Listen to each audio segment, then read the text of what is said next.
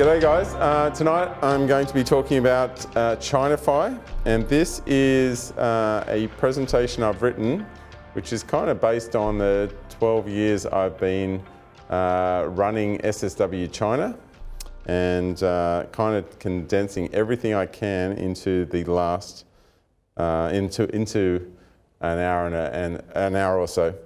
So has anyone in this room been to China? You've been to China. Where have you been? Beijing. Beijing. And when did you go? 90. Okay. All right.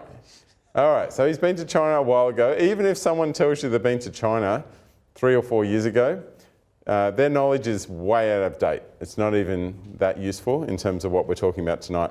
The pace at what technology is changing in China continually surprises me. I go there each year, and it is a new place.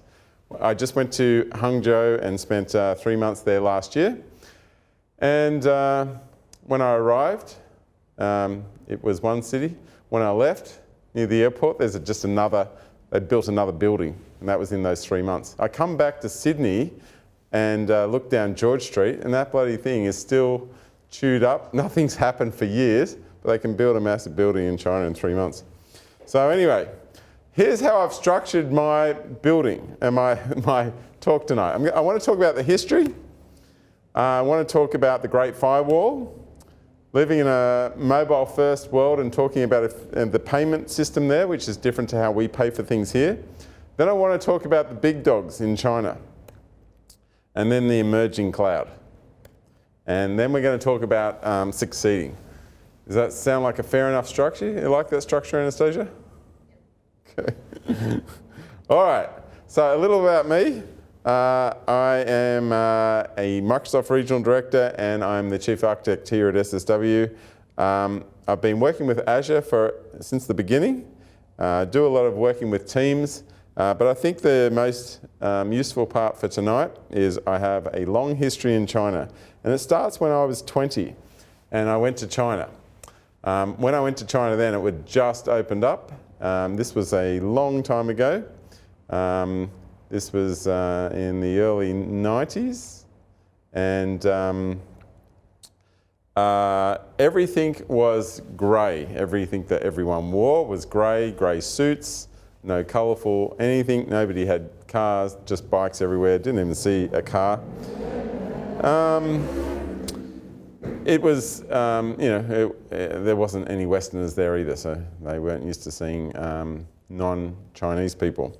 In fact, my mum made me sign a will before I left. She was so frightened I wasn't coming home.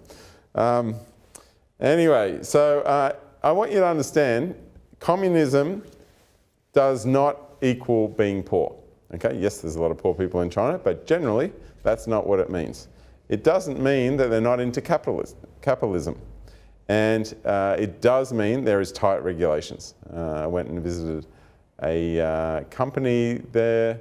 They're building a very cool company. They have the #1 gay dating site in China. And I remember saying to them, are you expanding outside China since you're #1 here? He said, yes, we already have expanded. We're #1 in Thailand and #1 in the Philippines. And I said, where's next? And he goes, we're going to Brazil. And I said, why don't you go to America? That'd be a good place to go. He goes, not yet, we're not ready. And I said, oh, that's where I'd go. And I said, how much of your marketing budget do you spend in China? He said, nothing, 0 now. Because we already are #1. We spend all our marketing budget overseas, every dollar. And I said, are you worried that the Chinese government could ever, because they don't frown upon homosexuality and stuff like that? He said, yes, very worried. They could come in here any day and just shut us down, depending on what happens. But they're going okay. So this is the man, Xi Jinping. He is a tough guy.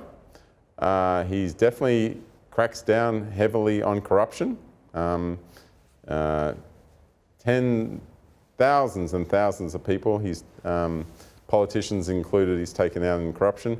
He's definitely militaristic. He's going outside China, claiming lots of regions outside China. He was also a visionary. He wants China to be number one. He said it multiple times. He is in charge of a big country. Everything in China is very crowded. Everything is of a bigger scale than you would be used to. I want you to understand there's kind of a few regions. It took me a while to really work this out because I went to Beijing, and that's where I started 12 years ago when I started an office there. And I started there because Microsoft were there, it's the capital. The more I've got to understand it, Beijing is has a lot of police there. It's kind of where all the troublemakers go if they want to make political protests and things like that. So they're very tough in that area. It's very crowded and a lot of pollution these days. Think of it really, it's the government. Think of it like Canberra in Australia. Shanghai is Shanghai, and I'm just here with the second office in Hangzhou. Think of this area here like the financial capital, the tech, the e-commerce capital, all the startups there. This area, think of it more like Sydney, all right? And down here, Shenzhen, etc., and all this. This is where they make all the iPhones. This is where they build the world's cool devices, DJIs down there, etc. Think of that like nowhere in Australia I can think of. And maybe like Adelaide when they used to build cars and we used to make things.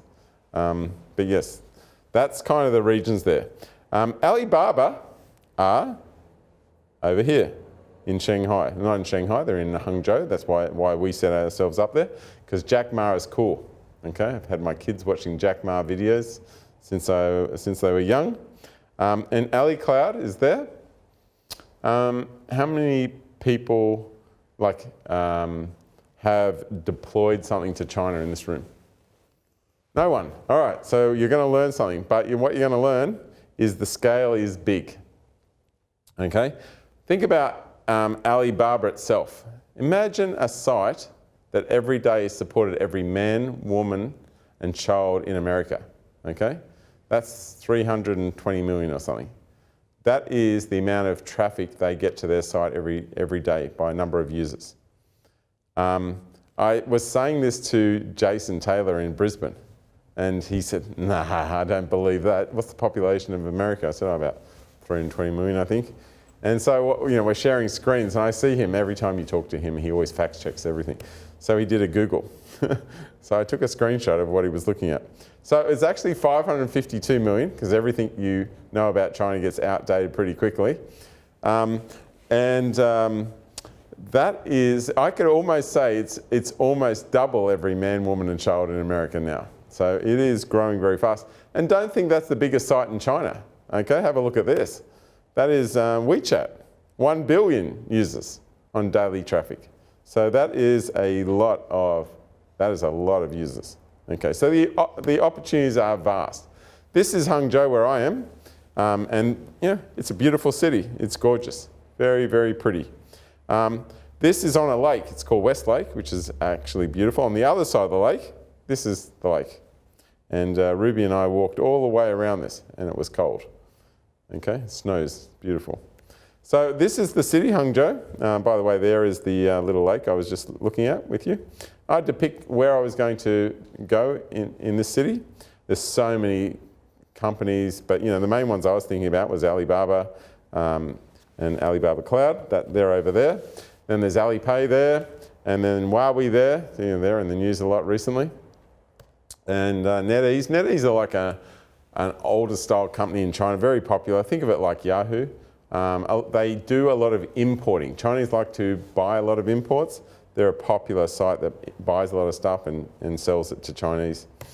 There's a university, and that's where I put SSW there. All right, so China is hard. This is a quote. Does anyone know who said it? I don't, but everyone says it. Everyone, probably. So here's a bit of history. In 1992, Microsoft entered China. Alibaba came online 7 years later. Baidu came online next year. Amazon came into China. Amazon have done diddly squat, nothing, okay? They don't even register. Alibaba released Alipay, very popular, but it hasn't been around for that long. Google entered China, and then SSW entered China, okay? And when we entered China, a new event happened, the Great Firewall of China, okay? I don't think it had anything to do with us going in, but Google was blocked, Twitter was blocked, Facebook was blocked, and we were all confused. And then it would come up the next day, and then the next day it would go down, and it would come up. It was really confusing. We all, everybody there had a Gmail account. It was super weird. It didn't sound like it was going to last very long, but it lasted forever. So we kind of, and this was an old thing that, back then, the impact that it had. eBay went down, YouTube, all these sites went down, even Friendster, which we don't care about anymore. But all these sites went down. It was a big deal. And we kind of think about the poor Chinese at the time who couldn't get access to all the cool Western sites. But I think what you realise over time when you see what they've created their own ecosystem, a completely different, well, they've taken a lot of similarities from Western sites, but they're different, and they have created their own ecosystem. And I think of it like, what they did, they didn't just disadvantage their own people, they kind of made their own people stronger, because it was like forcing them to eat vegetables, I guess, and they had to write all these apps, but they wrote them slightly differently. This Huawei thing, obviously I've read a lot of articles about, Google blocking Huawei, you're not going to get updates, you're not going to get access to the Play Store. And every article I read seems to say, look what damage has happened to Huawei. They won't be able to sell phones in Europe. They're the #1 handset in Europe. They are massively disadvantaged. Of course, they're massively disadvantaged. It's very short-term thinking. They were happily using stuff from the West when they chose to, and when they were inside China, they couldn't use the Western stuff. So, of course, my guys in my China office don't care less about this Huawei stuff. It doesn't affect any of them. They don't have access to Google anyway, so why would they care? But what it's definitely made the Chinese government probably think is we cannot trust the West, ever. So what will they do? They'll build their own stuff, like they've done in the past. So we're going to get probably a new OS from China, I'd expect. When you try to think of all the popular sites you're used to, see this, YouTube, UQ. Also, they have another site, which is kind of fun, Bilibili. It's for younger people, because the older people use UQ and the younger kids use Bilibili. Then you got Google, which is Baidu, and then you got eBay, which is Taobao. Taobao kind of means, like when you go to China, they have all these night markets everywhere. Everywhere you go, night markets. And they kind of refer to the reason, like obviously you can burn a lot of time walking around these night markets, and the Chinese know this, but they call it hunting for treasure, because you will find something cool eventually if you keep going, and something worth nothing, worth a lot, but costs nothing for each individual person. For a more upmarket thing, so Taobao means hunting for treasure. For an upmarket thing, think, I don't know, David Jones or something, Tmall. Facebook have WeChat, okay? Not really like Facebook, but it's the best I could do. PayPal, Alipay, very different than PayPal. Twitter, Weibo, all right? Except their president doesn't tweet on Weibo. That's about the only difference. And Uber. So I want to talk about Uber. Uber is not a company that was blocked, all right? They went in there, they offered rides and stuff, and I want to talk about how that went down.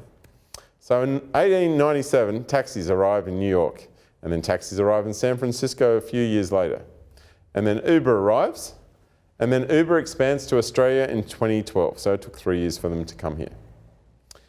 In China, they took a little bit later to get some taxis in Harbin, which is quite north. And then in 58, they came to another big city. Well, they call it, and it's probably not a big city in China standards, Hangzhou, where we are.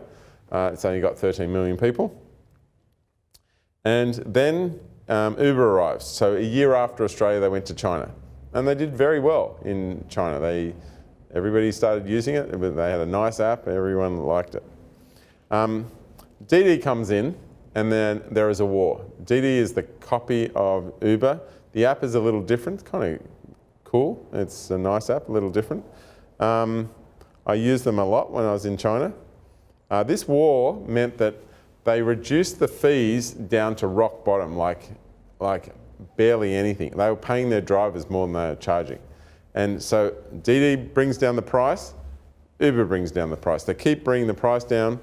They also offer all this gamification. You get a ride, you now give your friend a ride. This is DiDi. DiDi were really good with the gamification. And in the end, what happened was the entire middle class of China got addicted to ride sharing. Because it was so cheap and everyone did it, and it just became totally mainstream. In the end, Uber couldn't keep up with this. They were bleeding forever, and then they just gave in and they let themselves be bought by DiDi. Okay. So then DiDi expands to Brazil and Mexico, and this Chinese story of ride sharing will expand further and further. I have even seen them in Australia. They are in 3 cities. I was in Newcastle. I couldn't believe it. Just sitting next to Ben Cull watching looking, hey, I recognise DiDi. What is that? He goes, oh, somebody gave me a coupon and it's for free to ride in them. And then I went to Melbourne, and they're in Melbourne, and they're in Geelong. I did a tweet about this, a blog post about it. And essentially my prediction is, well, do you think who will win in Australia, Uber or DiDi? Who do you say? Think 4 or 5 years out. No idea. Not the taxi companies. Not the taxi company. Oh, poor buggers who bought those plates. Oh goodness. So my prediction is that you'll go to whoever has the best service, right? And who will you get the best service from? Whoever picks you up the fastest. Who's going to pick you up the fastest? The company that gives you the best, that gives the driver the best money. Well, currently it's DiDi by a mile. Uber charged 35% and DiDi charged 5%. That's a big difference. Plus for the rider, DiDi's cheaper at the moment. So there's a war coming. So anyway, so China is coming. There's lots of other companies. AliExpress has come. WeChat is coming. You see it in lots of places. DiDi is here. In 2017, President Xi Jinping announced Made in China 25, Made in China 2025. And essentially he's saying, in a long roundabout way, we don't want to be the world's factory, we want to make the world's finished products. We don't want to make all the little components, we want to make the cool gadgets, the end phones. Like there's some good examples. Huawei have been a good example. Xiaomi is a good example. DJI is a good example. There's lots more coming, and he's making it a mandate. That's what he wants. And it's not like, it's a different impact when he makes a statement and makes directives and puts a lot of policy and checks and balance in place. So China, Shenzhen didn't just pop up and start making all this. There was a big concerted effort to make that, and the same thing is happening. Can anyone recognize this? Ewan, what do you think this is? Silk Road. The Silk Road, yes, not exactly. This is called One Belt, One Road. And this is a brand new initiative announced. These big highways have been put into place, and this is all happening. China offers these countries incentives to put these down, and they pay for it. The countries can pay them back. There's some regulations. Chinese labour must build the stuff, and there's big bridges, and this blue stuff is all the ports they're building everywhere. There's lots more ports than showing here. It's impacting Europe. Italy has signed on to One Belt, One Road as an example, so it's already affecting Europe. So what this means is products will get in and out of China much easier. Trump tweets to the heart of the issue. The concept of global warming was created by and for the Chinese in order to make the US manufacturing non-competitive. All right. And in 2029, we will probably see China overtake the USA in terms of GDP. Now, of course, some people will say China might crash, and they might. This is a prediction from Bloomberg, which I found interesting. But that we can see that China is growing, and probably the US is not getting stronger. And you can just see the growth rates in the US is 1.7 and China's 5.9. Okay, so in my mind, this is kind of not that accurate, because this shows that China has not overtaken the US, and in my mind, it already has overtaken. I just wanted to show you, this was a picture of the Silk Road, so it is history repeating itself again. Okay, so here is the world of opportunity in China. Okay, this market has been pretty much ignored. There's 1.4 billion. The middle class is rich. The guys in my Chinese office drives better cars than my guys in my Sydney office for some reason. They like buying fancy big Mercedes Benzes, etc. They're seeking quality Western stuff, and they like to purchase everything online. Everything is purchased online, and they're purchasing a lot. So let me just show you this. In America, Thanksgiving Day and Black Friday are enormous, and Cyber Monday is enormous. These days are enormous. Look at this Singles Day in China. It's already bigger, and each year it gets bigger. This Singles Day was a concept invented by Jack Ma. He's the guy that runs Alibaba, and he just thought back in, I think 2011, so not too many years before this, but some years before this, he said, we need a day like America has. Let's make Singles Day, and all you have to do is buy yourself a present. Okay? Isn't that hilarious? Now I don't know how my wife would be if I started having a special day where I buy myself a present. But when I went to the Chinese office, like, I knew about this, but it's different being there. And on Singles Day, all these packages, like, people don't buy themselves a present, they buy themselves heaps of presents. And there's just like ridiculous quantities of things coming in, and they make it cheap on the day, and people go for it. It's crazy, absolutely crazy. Anyway, 32 billion in sales. They set world records for transactions. In 24 hours, they posted at 1.4 billion transactions. This is in page views. That's 250,000 payment transactions a second. I was told a stat where in Cyber Monday, in the first Cyber Monday sales, in the first 20 minutes of Singles Day, they had overtaken what Cyber Monday had done in the whole day. Is that crazy? So it's double the size of America's two biggest shopping days, all right, combined. So let's talk about mobile payments. What should you know? Well, we've got a lot of users there, and they use their PC way less than their phone. Okay, you know that in America, those stats are heavily for PC over phone. Most sites are designed for PC. They buy their Cyber Monday stuff on their PC and a web browser. In this, these billions of orders, 90% are done on the mobile phone. So that is fascinating. So most is done on a mobile phone. And here are the 4 ways that you can interact on the mobile phone. And you'll know that native app, that's a common way that we're used to. Web app, responsive, not popular in China. You can use official accounts in WeChat. WeChat official accounts are like a Facebook page, kind of, all right? And then there's one more, and that is a WeChat mini program. And that's kind of the future. So, who wants to install WeChat? Everyone stands with their arms crossed. What about our video guy? Hey, Raji, you want to install WeChat? No? Okay, all right, you guys are no fun. All right, so I can't do any fun stuff with you then. So here are the active users of WeChat. Look at the growth of this. And this was, where is this up to? Oh, this is only 2015, because I didn't think that was right. 700 million people. And look at this. This is more, here we are, up to 1 billion people, active users. All right? I've got my kids on it. Don't know what's going to happen. They seem to be all right.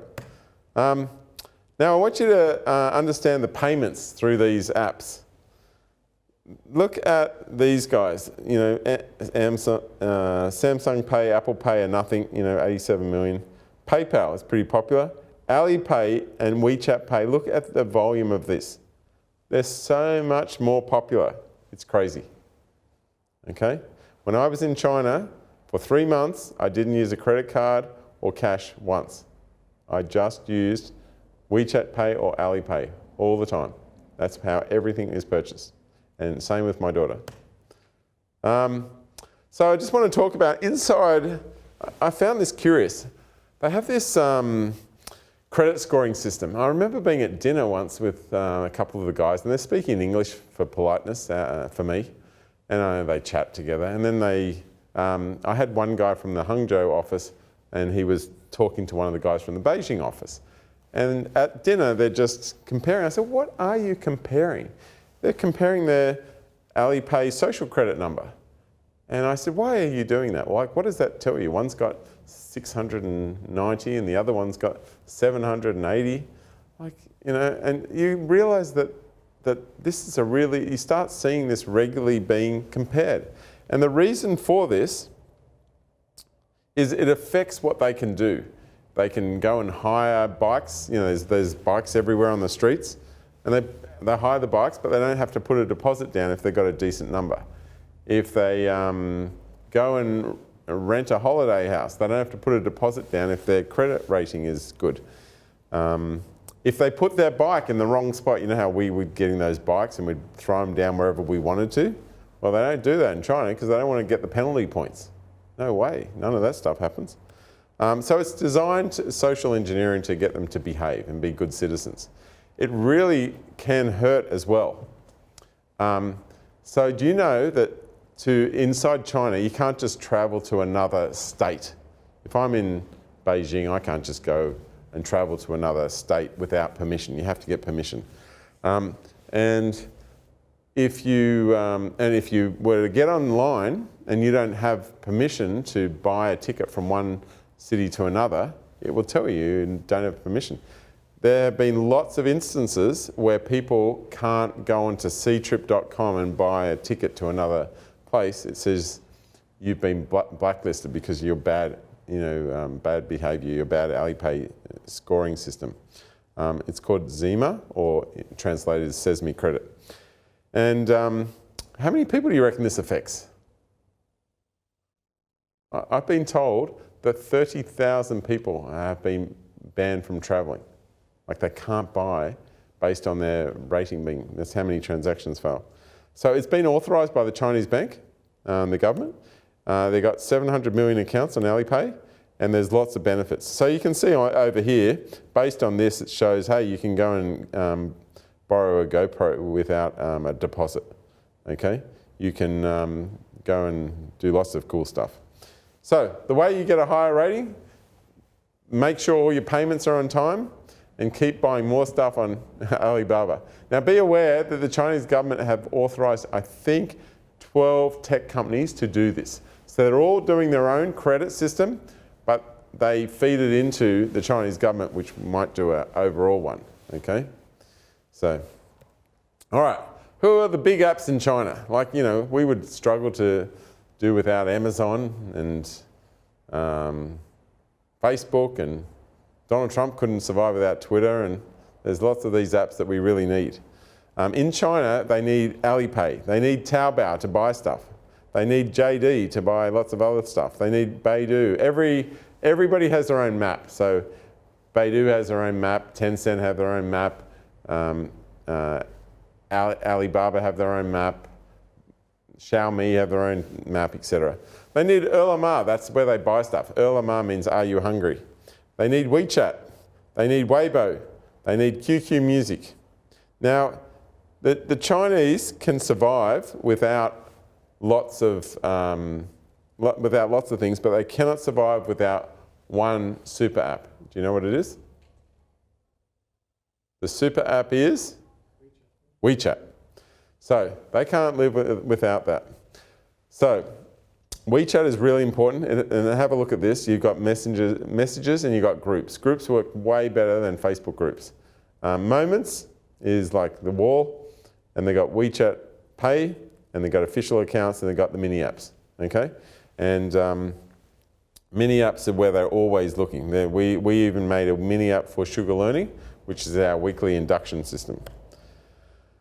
So let me just explain to you the process. When you go into a restaurant, you don't go in and call a waitress over and get a menu. They don't have that silly protocol where you just wait for menus to come and then you order your food and then they take the menus away. So you don't order something, so you don't change your mind. You go in and everybody has a little QR code in their spot. And the protocol is everyone pulls out their phone and they scan that thing. Up pops the mini app, okay? It'll scan the QR code and it'll show you the menu, you pick what to eat, and then you can watch the status. It will tell you. Order taken, order being prepared. The cook has started cooking it. It's now cooking. It's now finished cooking, it's being packaged. So you could just watch this instead of chat to the other people at the table. And the amazing thing, like if you were to go into a restaurant down here in Neutral Bay, like cool restaurant, I go to some of them regularly, and they told me to, hey, install my app for my restaurant, and I don't know why I would install it. I'd tell them to get lost. I'm not installing another app. I think I've got 10 pages of apps. I'm not installing any more. But this installs an app, but it stores the app inside WeChat and it doesn't even ask you. It kind of just automatically installs. And all these mini apps are like 1 meg in size. They're minute and they kind of automatically get installed. So let's consider another scenario. Delivery. I want to deliver a package to somewhere. There's no phone calls made, etc. You want to send a package, you open up WeChat. You go into the mini programs, mini apps, and you look for the company that you want to do and you press order. And someone arrives, and when they arrive, you scan their QR code. They hold up their QR code and you scan it. And it'll say, give them your package. You give them your package, and now you watch it go. And you watch where it goes, and when it gets there, it sends you another alert in WeChat. Okay, so you can watch it. And when it's finished, it puts, yep, it's been delivered. By the way, in China, when something's good, it's red. All right? So you see lots of red things everywhere because it's good. And also, like obviously, when something's bad, it's red as well. And you just have to kind of get used to that. Okay. So let's talk about a queue. There's lots of queues. There's a lot of people in China. There's queues everywhere. Queues when you go to motor vehicle or electricity places to pay bills and different things. Government organisations aren't quite as good at doing payments as all the companies and people. So you go to a restaurant. Let's just say there's a queue for the restaurant. You see a QR code and you scan that, and it says what number you are inside the app and how long until you'll be seated. Okay, you watch the status on your mini program. Beautiful. So what are the two payment systems? Well, the young Chinese don't use credit cards and they don't carry cash. They have a phone and they have Alipay and they have WeChat Pay. And they're it's either one or the other. And I'm just going to play you an example. This is my daughter. I was recording this video to make sure I showed her mum that she had really learnt Chinese. 你好，老板，可以给我一个大芒果吗？可以，谢谢。So she's asked for mango. So now we get the mango. 请可以，对，请可以。 So I believe she asked, I asked for it to be chopped up because they'll chop it up for you in China. They'll skin it and chop it up. And I found out later she said, can you cut me up? So her Chinese isn't exactly perfect, but it's pretty good. And the lady didn't mind. Oops. Watch how she pays. Okay, so now I'm going to pay. She's going to scan my Alipay app. 请可以。来，切一下。 Passed on the message, cut that up. So it's about 40 RMB, which costs divided by 5 to the Australian dollar is $8 Australian for See that that mango. device? Okay. Did you see that she paid for it? It shows on your app that you paid, that the transaction went through. And I used to, this took me a whole month to work out. Every time they scan me and then I look, it takes a second or two, I would then turn it around just to show that I had paid you. It'd gone through really. And they look, they're a silly Westerner, and turn away. And so many times they were not interested in looking at my phone. I'm thinking, wow, they have a lot of trust here. So I'm just going to ask you again, how does the lady know you paid when she's not looking at your phone and she's not looking at anything? The beep. There's no beep. It's only a beep when you scan. $1 is $8 Australian for that mango. Okay, 谢谢. How does she know without looking at your phone? Ewan? The scanning device give her a warning, rejected. The scanning device, but they don't look at their scanning though. They just scan it, doesn't have any UI in it, and they just put it down. There is. If you listen carefully, I never understood when it goes through, it talks, I don't know what it says, but that's how they know the transaction went through. For that mango. Okay, 谢谢. So now we're going to cut it up and it's going to go in a container. What she does is she skins it with this curved blade and then she'll cut it up and it'll go in a container, like this.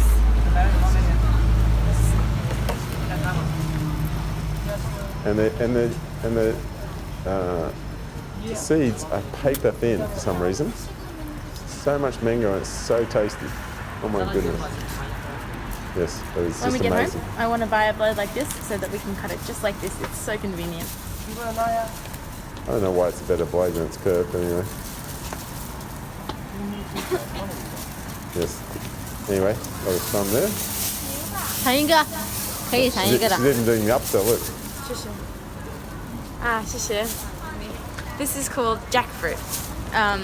And it kind of, in my opinion, tastes a little bit like banana. And they're everywhere around China. They're like massive. They're like this big. And they're seeded and they sell them per gin, which is half a kilogram. Anyway, enough of that. They taste nothing like banana. I don't know what she's talking about. But yeah, that's the thing. And what I wanted you to see was that was a scanner that they have. And they have that in all the shops. And that scanner is called QuickPay, all right? Now, all the shops have this scanner, but that's not the only system, okay? They have this other system called the in-app web-based payment, which is which you can put there, but that's on a website. They don't really use responsive websites, and this isn't very popular. Everyone just uses WeChat for anything. So that's there, but you can see you can use it. So Western sites could use that. Now the other one is payment to payment. So when you see a lot of like tiny little vendors, and there's a lot of tiny little vendors, they don't buy that device. They might not even have electricity to their thing. They just have a little stall everywhere. And they just you scan them and they see the money transfer to them. And that's a really common way. Just they hold this thing up or they have it sitting on their thing and you can choose WeChat Pay or Alipay. I was running late. Well, I wasn't running late until this incident happened. I was doing a talk in Hangzhou and one of the guys from my office came to pick me up. And he said, well, he just starts driving along the road. And the roads are very wide. There's like 4 or 5 lanes on both sides. And he did a really weird thing. For some reason, maybe he just had an idea. And he crossed right across a whole lot of the traffic to get somewhere. There are a lot of bad drivers in China. And one of them was driving me. He ran straight into the side of this lady. And it's raining. And he gets out and they start talking to each other. All the traffic is banking up. I'm thinking, I'm just worrying about myself. Oh my God, I'm going to be late to this talk. Thanks, this is awesome. Look how bad he's damaged the car. And they talk in the rain and she says, you've done 1,200 yuan of damage to my car. And he goes, oh no, I think that's about 800 yuan of damage. And then she says, oh, okay. And then he holds up his phone. She holds up her phone, he scans her, transfers 800 and gets in the car and I go, is that done? He goes, yeah, that's done. I said, do you have to register anything? Like you've done a lot of damage to that lady's car. And he goes, no, that's done. I said, so you don't have to fill in any forms? We're not talking to the police? And he goes, no. He goes, Adam, you know time is money? And I thought, that is hilarious, because sometimes the Chinese are very inefficient, but sometimes they're super efficient. Anyway, and the beggars themselves have all these things all the time. They always have that. I go to America, there's more and more homeless, more and more beggars every year I go. And I don't know, they are so backwards, they're still hoping for cash. I don't even carry cash when I'm in America. And so do a lot of other people. They need this system. In fact, I think we should, start helping them take, cashless payments. And here's the other one, the in-app payment. This is the SDK. This is the one that we recommend for most of our clients trying to move their stuff, sell their stuff in China.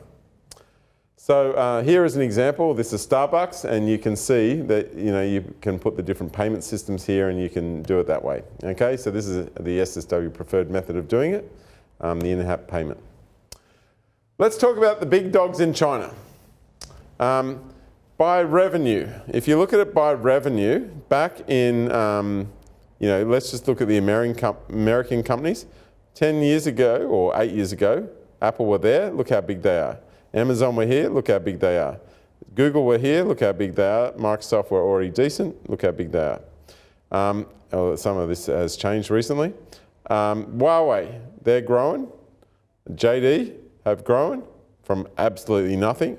Facebook have grown from pretty much nothing. Tencent, which is WeChat, Alibaba, Baidu, etc. So it shows you these companies are growing, and they're growing faster.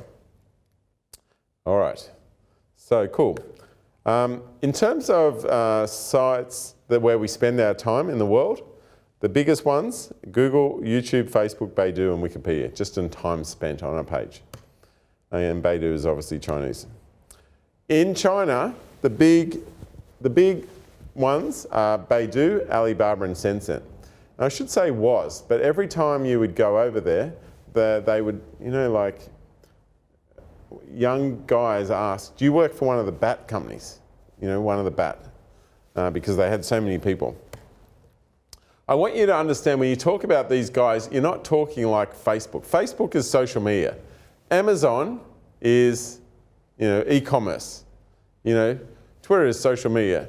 Microsoft is, software and cloud, right? So you kind of know what they are. But in China, when you talk about Baidu, and I've just updated these figures so you can see my next point, see how Baidu has come down, but Alibaba has grown and Tencent have grown. That's why this BAT name shouldn't mean much to them anymore. But just look at what they do. They all do different things, and I'm only listing out a few of them, but they do search and they do maps and they do AI, and they're spending a lot in AI. That's their focus. And Alibaba have, YouTube type thing, they have Amazon type thing, they have Netflix type thing, they have Azure type thing, they have Ele.me, which is huge, they have Weibo. These companies are enormous. And Tencent, they have Tencent Video, like YouTube, plus they have all these games. They make a lot of money on all these games. And they have WeChat Pay and QQ, which is instant messenger, and they have WeChat, all right? So these guys are big, big, big guys. I'd just like to quickly show you, let me just, I just want you to kind of see, now, if I was to go way back here, you would see, back in 1999, Microsoft were doing well, and a whole lot of these other type of companies were, they haven't got anywhere. But if you start looking more recent times, even in 2010, we only have these petro polluters that are doing really well throughout the world. But if we start getting more recent, you've got Apple growing like crazy, and then Google and Microsoft are here, and there's nowhere to be seen these Chinese companies. Okay, there's Apple and there's Google and there's Microsoft. There's Facebook down there and Amazon. So they're kind of rounding out but you start getting really recent, and And 2017 is when we first see Alibaba and Tencent. And yeah, so I just wanted you to be aware that these two companies have just come in. I expect them to get way bigger. And I expect Apple to get much smaller. All right, cool. So let's move along. So in specifics, these two companies are the ones I would worry about. So I call, the term is BAT, but really I've just made a new one called Majama BAM, okay? And that's because these companies are getting smaller or getting bigger, but these ones are getting bigger too. So JD, the shopping site, Xiaomi, the phones and lots of gadgets. The thing I'm wearing on my hand here is one of the Xiaomi devices. There's lots of them. My wife has a Xiaomi phone, mi.com. DD, Ant Financial, ByteDance, and I might just talk about ByteDance for a second. This is just a site for silly videos, okay? There's millions of them. And it's just one silly thing after another. And that's kind of what they look at all the time. So TikTok has a whole lot of silly videos, and they're just like short little things. And it makes like a Facebook user seem intelligent, okay? They just watch garbage. Even the CEO of our China office watches those TikTok videos all the time. They're just fun, and people like watching them all the time. And look at the TikTok uses. Like, I can't tell you this is a more stupid site with little short videos, but what we need is the average productivity of a person, and it'd be going the other way. It is kind of crazy. But it's very popular, and very quickly it's getting popular. Okay, I want to talk about the clouds in China, because the clouds, we know Azure and we know Amazon. It's a different story over there. So everything in China, everything Western, works slow in China. The Chinese hate using Western sites. Okay, it took me a while to understand that when they look at a site, they're always kind of, even if it's in Chinese, they got their antennas on. Is that Western? Like, is that a Western site just with Chinese characters, or is that not? Chinese hate using Western sites. Why would that be? Anyone guess? Trust. What type of trust? What do you mean by trust? You think they just don't like American sites? Just don't trust them. We trust them, why? Like in terms of we don't trust Chinese sites because WeChat might be read by Xi Jinping because he's up reading everyone's accounts all the time. What type of trust? I don't know whether it's a spyware thing or a familiarity thing. No, nothing to do with that. But it is to do with trust. They don't want to use Chinese sites because they don't trust that they will be reliable. That's it. As soon as it's Western, they know, oh, it might work now, but it won't work tomorrow. It might work now, but I might have, they just don't load properly. They just, anything outside of China just is terrible. And so we spend effort helping websites load beautifully in China. Because most companies build a website and then they these days worry about SEO, right? That's normal. But they don't worry about, I see a future where they'll worry about SEO and does it work in China? Why would I want to miss out on 1.4 billion users? Okay? So this is what you should know about their cloud situation, okay? The big cloud over there is AliCloud. It's huge. Everybody uses AliCloud over there. There's Tencent Cloud, which is the WeChat cloud, and then there's AWS, and then there's Azure. And then there's heaps of other clouds, heaps of them. Huawei have a cloud, Xiaomi have a cloud, everyone has a cloud, there's government clouds, etc. All right, so AliCloud is huge. Amazon have 2 data centers in China. Azure have Hong Kong, which is not really acceptable because it's kind of outside the mainland. but they also have the internal ones, which is Beijing and Shanghai. And this is called Mooncake. And these are the 4 data centers we're most familiar with. That's a link. I just want you to kind of be aware. Throughout the world, AWS have 22, Azure are the biggest one throughout the world, most data centers.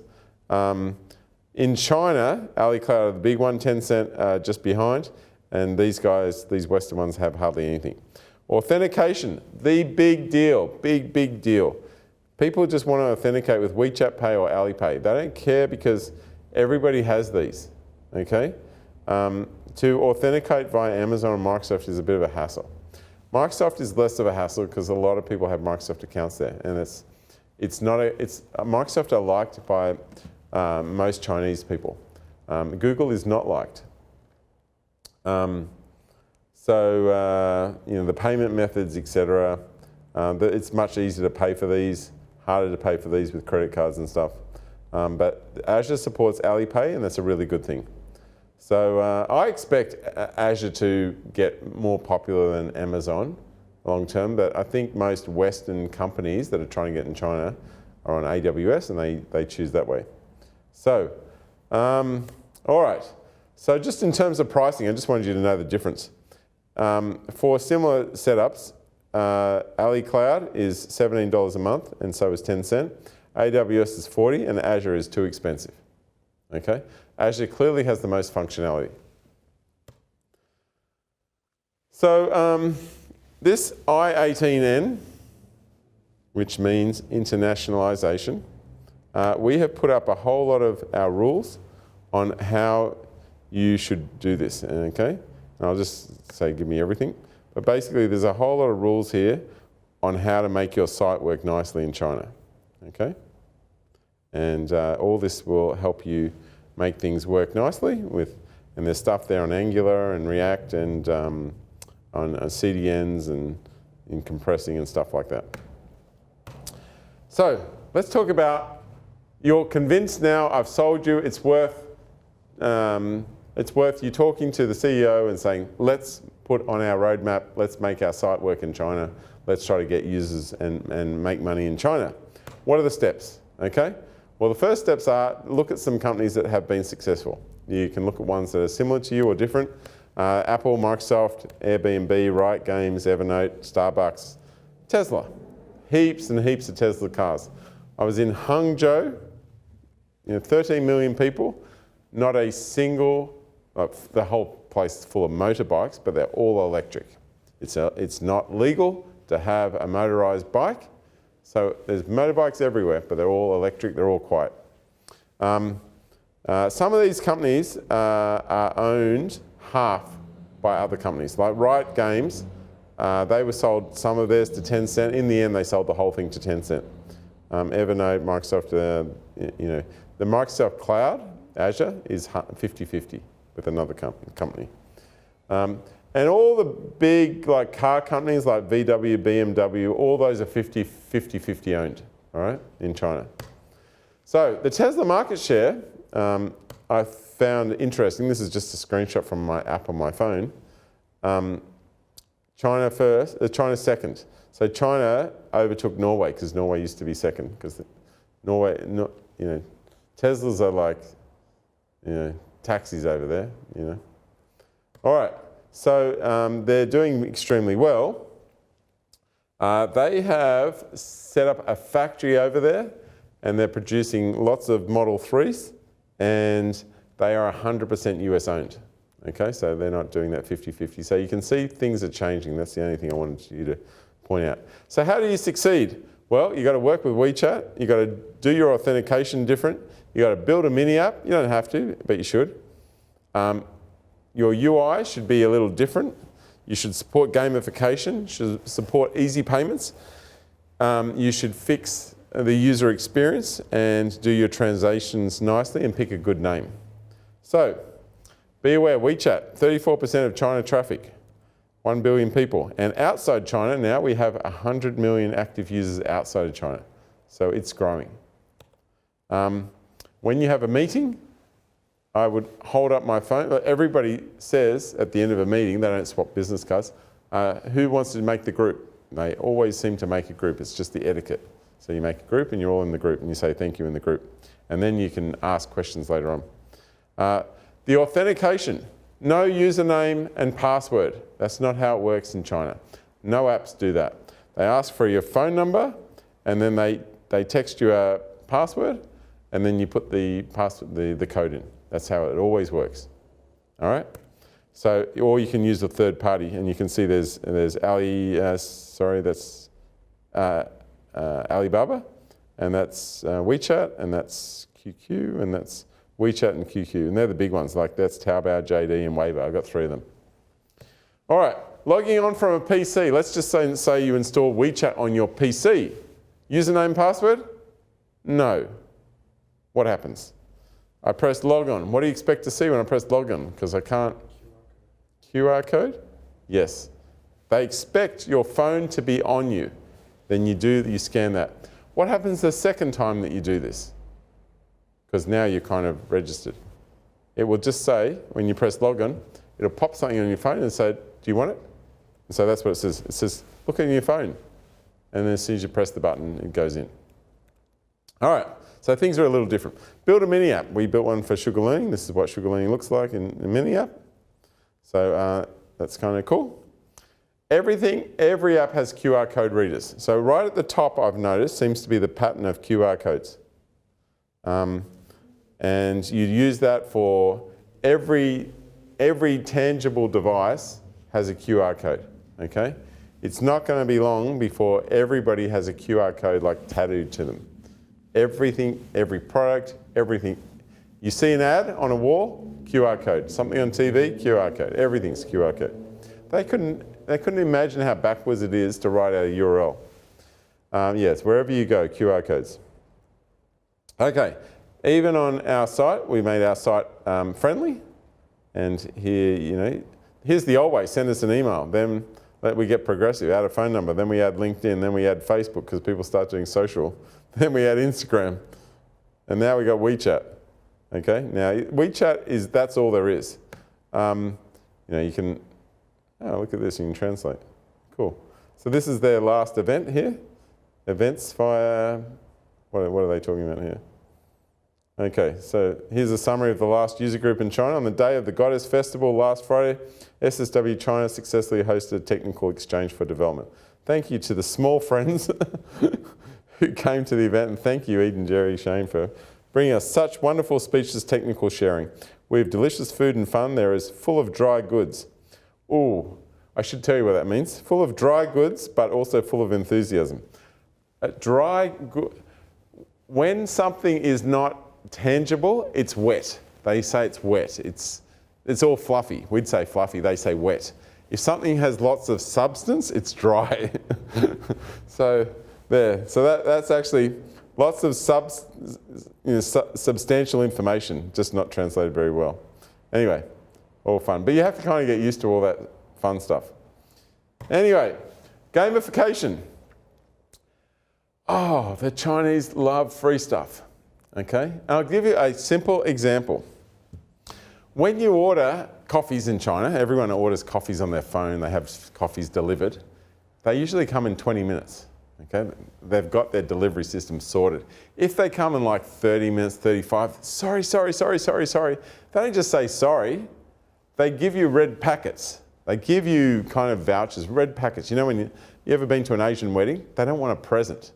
Actually, when I first met my wife and we went to our first Greek wedding, I didn't understand this concept of giving cash. So the Greeks don't put it in an envelope. They'd probably put it in a transparent envelope to show how generous they are. I always thought this was very uncaring because you give cash when you can't be bothered to think of what they'd like. But, the Chinese put it in a red envelope. And that's been translated to the word red packet, and it's in all the apps. And so if they're late, they give you some red packets, but you can't really use them. You have to share them amongst the office. So you give them to the office. So let's just say you got 20 red packets. You give that to the office. You select the WeChat group, so you'd have my guys will have a group called SSW. Since they just got it, then the protocol is to give it to the people around you. You give it to SSW. And then everyone says, who got them? And somebody got most of them. and because you have to be fast on your phone and stuff. They don't get any work done because they're always on their phone. And they're ready for all their alerts, which is coming thick and fast. When the China CEO, like at Christmas time, to give them some cash, he gives them a couple of $100 in cash to share in the office. Now, instead of cash, he gives it to them on the WeChat app, or one of those apps where it distributes.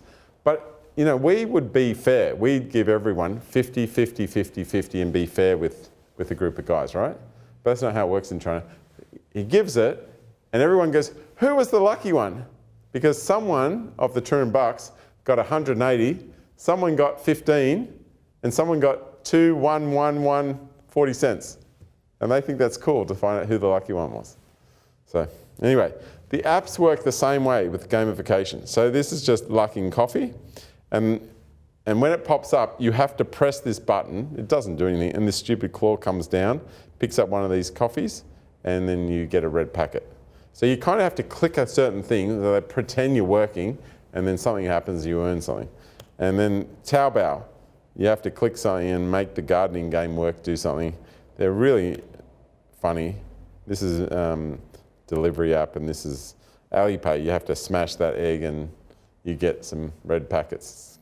This gamification that's why it's not easy to make it feel Chinese sometimes. Payments, and by the way, that's optional. You don't have to, not all the apps do that. That's just an optional thing. Payments, make sure you understand PayPal doesn't work, credit cards barely don't work, Apple Pay barely doesn't work. It does work some places. Alipay and WeChat Pay are the way to go, so you've got to support them. How much money do they take? Are they cheaper or more expensive than the West? Well, they're 0.6%. Is that a good rate, Anastasia? 0.6. Yeah, and WeChat are 0.6. So let's compare that with Visa and American Express. And before I mention, see they charge different for real and different for virtual. What is all the money that WeChat are making from virtual products? What is that? Think about it. Can you think? No, not that type of virtual product. All these virtual products, WeChat are making a fortune from games. All the gamers are paying 2% for all their, so they're paying a lot. Now compare this flat rate of 0.6% with Visa, 1.5, and American Express, 3.0. All right? So the last thing is user experience. They don't like this. When I show them sites like this, they go, is that a real site? It doesn't look popular. They like busy sites. And not only are these busy, things are moving all the time, all over the joint. It is really crazy. If I was to just show you, I'll show you a Billy site if I can. I'll just choose a random one. I don't know which one this one is. But I just want you to understand, Billy is a cool site. It's like YouTube, but for young people. And when you're watching a video, I don't know what this one is, but they put comments. See the comments go over the video. And as it gets more and more, you get more. And so it's hard to watch the video because the comments are all over. On the popular ones, they're all over the entire video. And they have no problem watching the video with the comments all over the top of it. Yeah. Oh, this is a long one. I've chosen a ridiculously long one. You can see they love their cat videos. Yeah.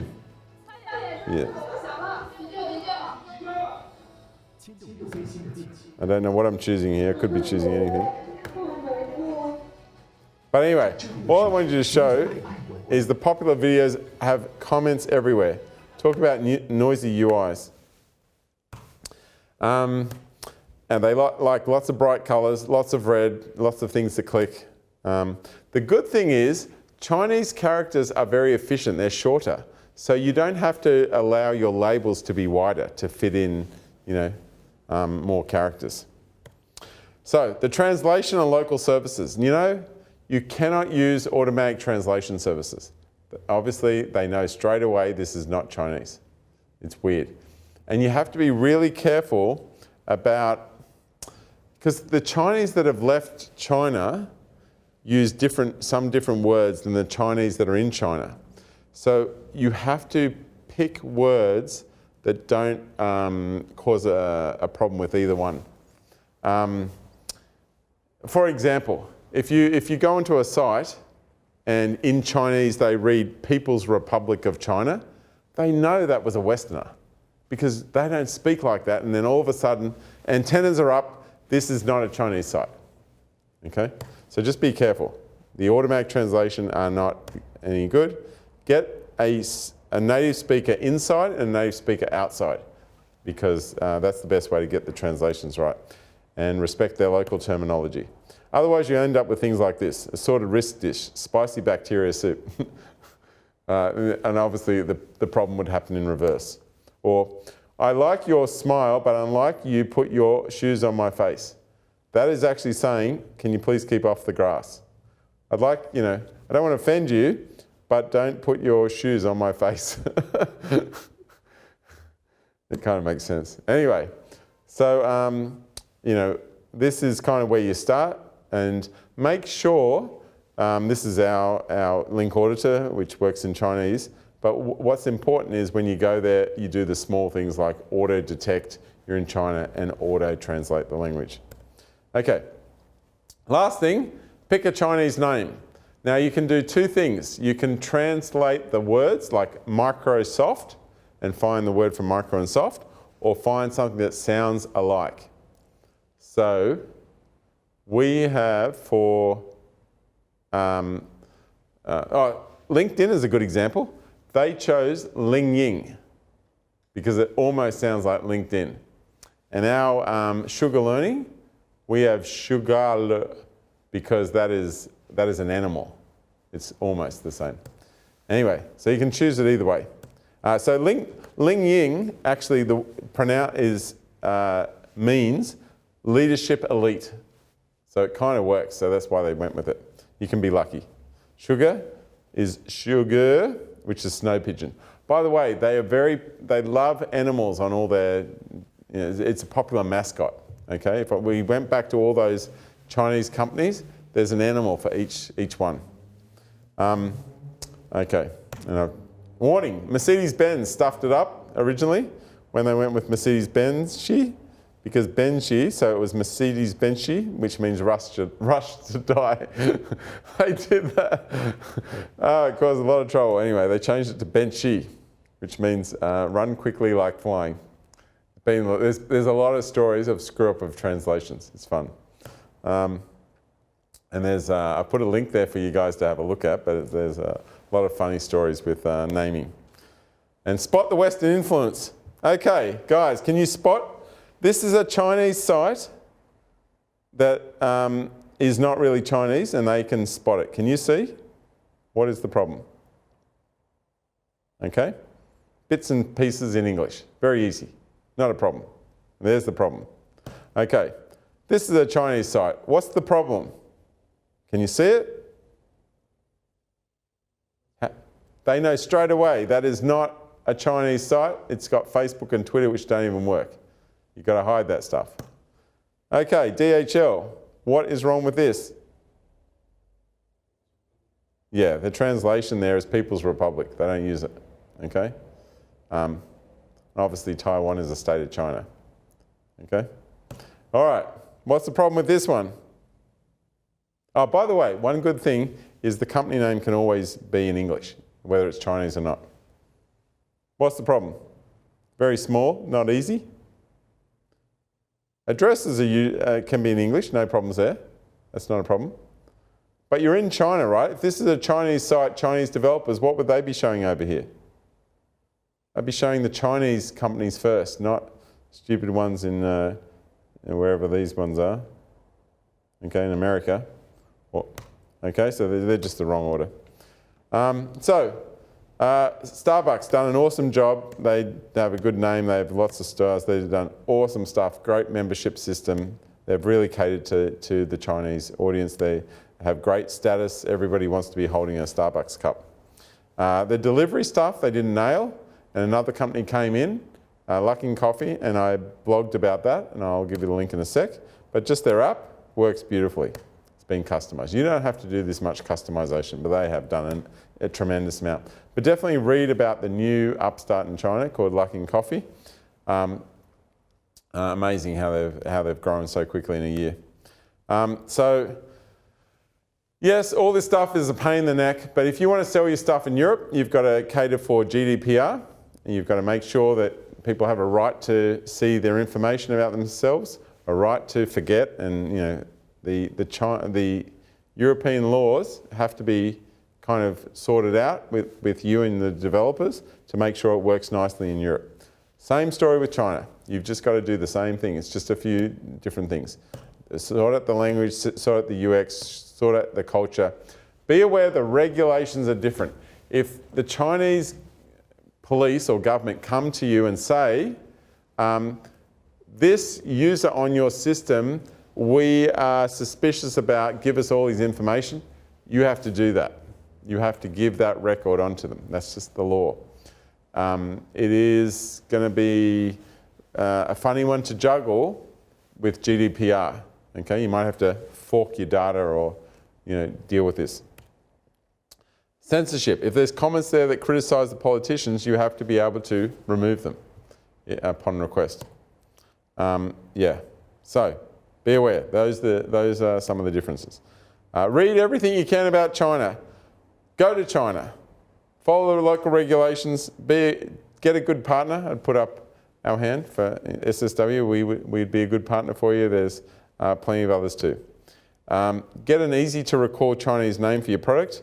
Choose a Chinese cloud provider if it makes sense. The easiest one to choose is Azure, as long as the functionality you're paying extra for that you're using.